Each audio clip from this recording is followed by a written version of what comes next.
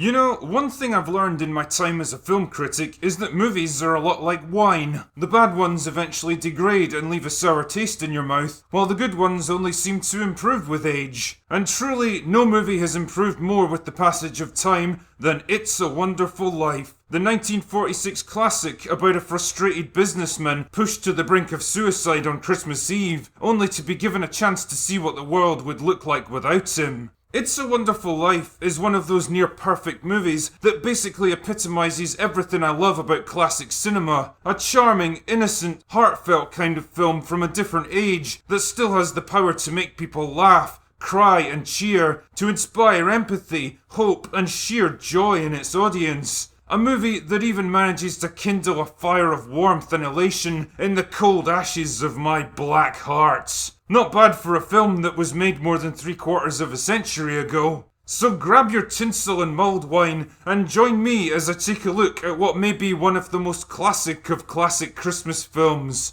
The movie begins on Christmas Eve 1945 with a middle-aged man named George Bailey about to throw himself off a bridge. Why exactly is he in this predicament, and what's going to happen to him? Well, it turns out that God's on the case, and he decides to help, so he dispatches one of his angels to go down and intervene. But before he can help George, he has to understand what got him to this point in the first place. This setup acts as a framing device, allowing us to travel back through the major events in George's life and understand what shaped him into the man he is today. First of all, we flash back to George as a kid, living in the small midwestern town of Bedford Falls. He's out playing with his brother Harry on a frozen lake one day when Harry falls through the ice. Stupid arsehole. George manages to save him, but a nasty infection leaves him deaf in one ear. Keep that one in mind because it'll be significant later. Anyway, jump forward a few years and George is all grown up. He's a smart and ambitious young man now, eager to travel the world and become a famous architect. Unfortunately, his plans get scuppered when his father suddenly passes away, putting the family loan business on the verge of collapse. Knowing that it won't survive without him, George reluctantly puts his plans on hold while he sorts the thing out. Instead, Harry goes off to college and soon finds himself with a promising career and a beautiful wife, nullifying their agreement that he'd take over the business and allow George to make a proper life for himself. And this basically sets the tone for the rest of the story. George keeps trying to leave town, but something always comes up to ruin his plans. Even when he gets married to his childhood sweetheart, a run on the bank forces them to cancel their honeymoon and use all their savings to keep it afloat. One by one, his childhood friends move away and make successful lives for themselves. Harry even becomes a war hero by shooting down an enemy plane that was about to blow up a troop transport, thus saving hundreds of lives. Meanwhile, George is stuck in Bedford Falls, his dreams and ambitions slowly fading away as life puts more and more responsibilities on him. Things finally unravel one Christmas Eve when his uncle loses the company finances, leaving them bankrupt. With the taxman breathing down his neck, a desperate George is forced to swallow his pride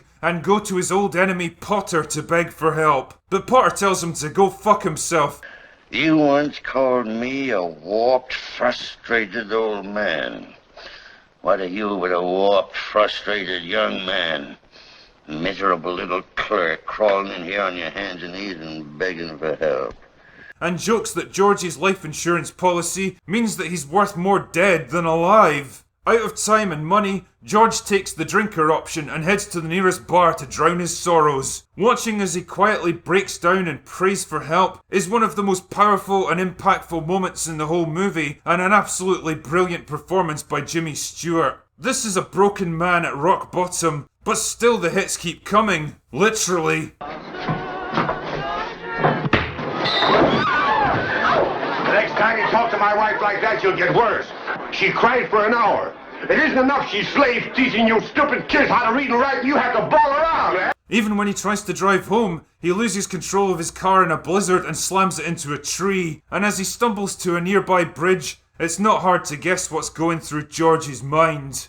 But before he can go through with it, he's interrupted when another man falls into the water nearby, forcing George to jump in and save him. The man introduces himself as Clarence and explains that he's been sent to help George out. I love how he just comes straight out and admits that he's an angel, like anyone's gonna believe something like that. This guy certainly doesn't. Neither does George, as it happens, who makes fun of him and complains that the world would have been better off if he'd never even been born. That gives Clarence an idea. Just like that, George suddenly regains the hearing in his deaf ear, and all his personal possessions seem to vanish. Even his wrecked car is gone. Whatever could this mean? As he stumbles back into town in search of answers, he realises that the place is totally different now. All the shops and houses have been replaced with seedy gambling dens, speakeasies and strip clubs. Haha, now we're talking. But all is not well. None of his friends or relatives seem to recognise him, and most of their lives are kinda shitty now. His mother runs a flop house, one of his childhood friends has become a prostitute, and his good-natured friend Nick is now the belligerent manager of a local drinking den.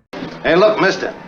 We serve hard drinks in here for men who want to get drunk fast, and we don't need any characters around to give the joint atmosphere. Is that clear? Damn, man, why can't all bartenders talk like this? Even his old house is empty and derelict, which is when the penny begins to drop. You've been given a great gift, George. A chance to see what the world would be like without you.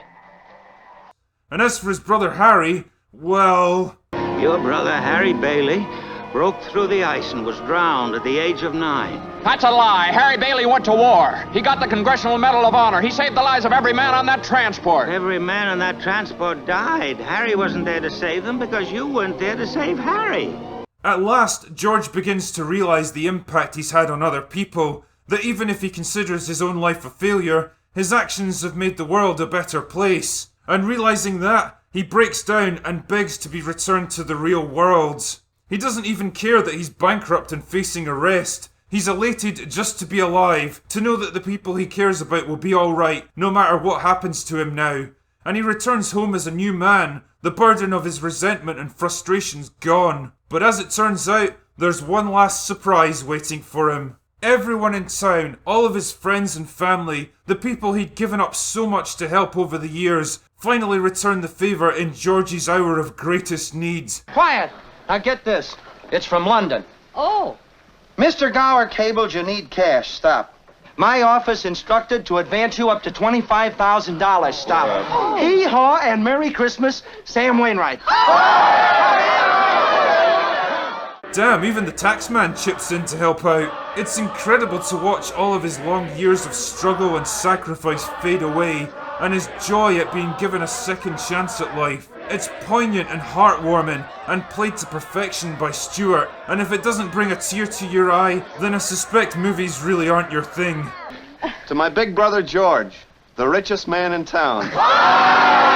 It's perhaps the most well-earned, carefully built up and emotionally satisfying payoff that I've ever seen, and the perfect culmination of the journey that we've been on with this man, from his childhood innocence to his darkest moments of despair. And it brings home the message that every life, no matter its struggles or flaws or disappointments, has a value that can never be measured.